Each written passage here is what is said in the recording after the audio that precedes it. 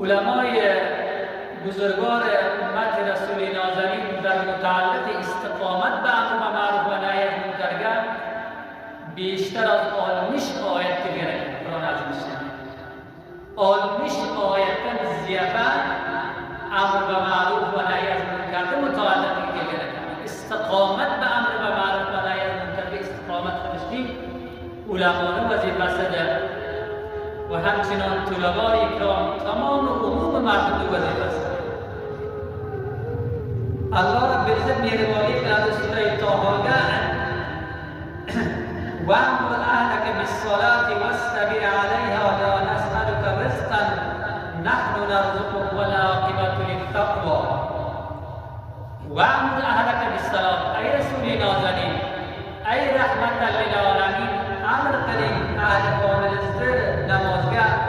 واستبر عليها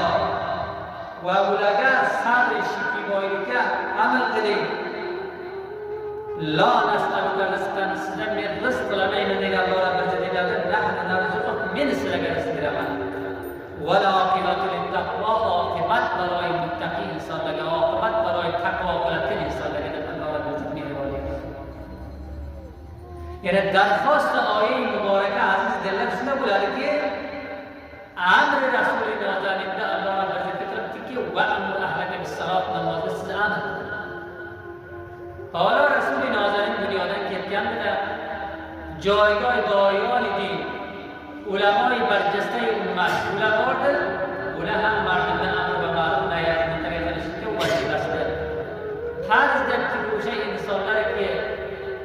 دین یشتگری را در دیندن بیخبر دلند عدم آگاهی به اسلام و دین مبین اسلام بو جای مورد دعوت کنشی هر در